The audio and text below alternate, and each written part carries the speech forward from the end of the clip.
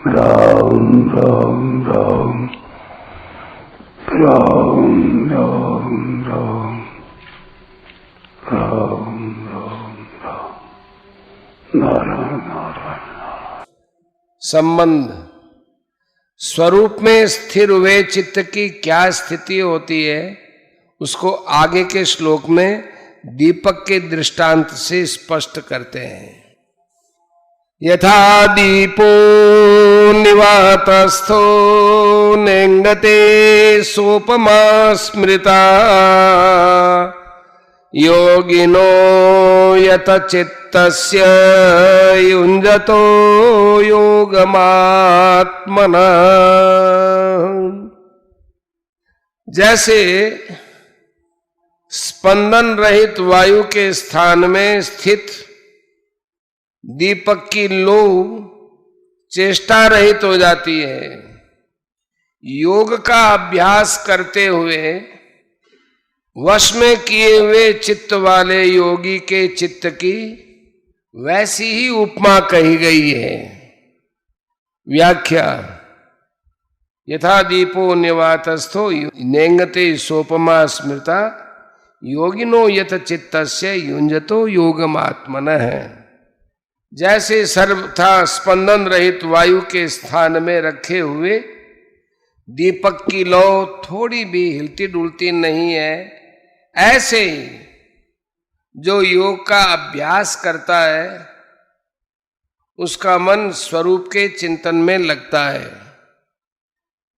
और जिसने चित्त को अपने वश में कर रखा है उस ध्यान योगी के चित्त के लिए भी दीपक की लौ की उपमा दी गई है। तात्पर्य है कि उस योगी का चित्त स्वरूप में ऐसा लगा हुआ है कि उसमें एक स्वरूप के सिवाय दूसरा कुछ भी चिंतन नहीं होता।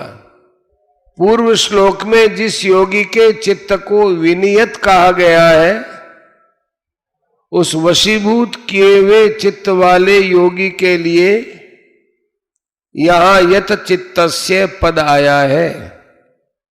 कोई भी स्थान वायु से सर्वथा रहित नहीं होता, वायु सर्वत्र रहती है। कहीं पर वायु स्पंदन रूप से रहती है और कहीं पर निस्पंदन रूप से रहती है। इसलिए यहां निवातस्थ है पद वायु के अभाव का वाचक नहीं है, प्रत्युत स्पंदित वायु के अभाव का वाचक है। यहां उपमेय चित्त को पर्वत आदि स्थिर अचल पदार्थों की उपमा न देकर दीपक की लौ की ही उपमा क्यों दी गई? दीपक की लौ तो स्पंदित वायु से हिल भी सकती है, परंतु पर्वत कभी हिलता ही नहीं, अतः पर्वत की ही उपमा देनी चाहिए।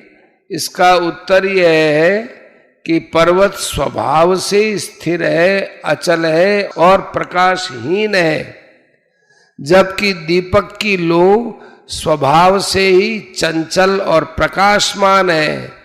चंचल वस्तु को स्थिर रखने में विशेष कठिनता पड़ती है।